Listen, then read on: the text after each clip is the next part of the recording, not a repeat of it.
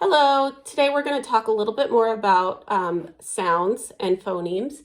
And I mentioned previously that the English language has 44 phoneme sounds. And of those phoneme sounds, we have consonants and vowels. So I'm going to talk about consonant sounds today. And so remember, I am talking about sounds, and we can tell that I'm talking about sounds because I have those marks to indicate that it is a sound. And so out of our 44 phonemes, 25 of those sounds are consonant sounds. And remember, in consonant sounds, those are sounds where some of the airflow is obstructed. So either the lips or the tongue or the teeth get in the way of the airflow. With vowels, there is nothing that blocks that airflow. So I want to talk a little bit about these sounds and go from there. So we have the sound, and when we're practicing articulation, it's really important for us to not do what we call co-articulate, and that's when we add that sound, like buh. And the reason that it's really important is because when we add that sound and kids go to spell and they're breaking sounds apart, they might do something like buh, and add the U sound when they're spelling. So one of the ways that I work on trying not to co-articulate is holding my jaw. You notice the difference between b and buh. My jaw's going down. I have to drop it down to make that So if you hold your jaw, b, you're less likely to add that co-articulation. So our consonant sounds, remember, these are sounds, so it's not going to look exactly like our letters or b, d, f, g, j, k, l, n,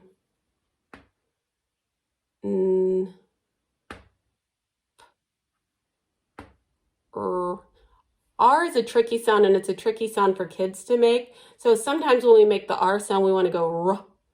But really, we don't say rabbit, R. We do R. So holding your mouth in that position, R, R, helps us make the R sound so kids aren't adding extra sounds. R, S, T, V, Y, Y. This is a tough one. We really want to have that y, right? But think of our words like yam. We don't have that sound. So y.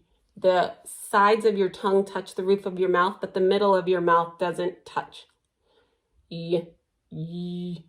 You hear the difference? Y, z. And as you notice, we're getting into digraphs, and those are two letters that make a new sound. But these are considered consonant sounds. So, ch, sh.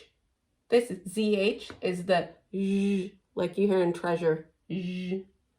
And when we have TH, we have two types of TH sounds. We have the voiced and the unvoiced.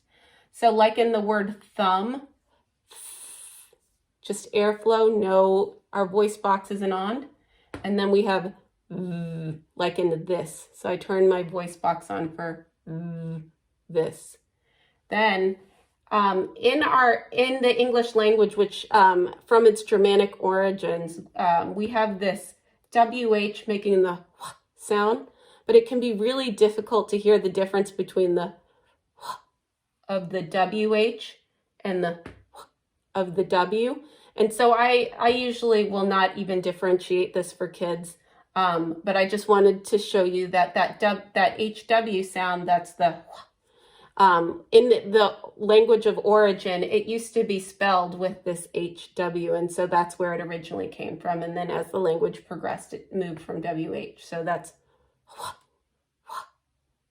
and then our last sound here is the NG sound, and it's that N sound, but it's in the back of our throat, like So the difference between like in nest and as in ring.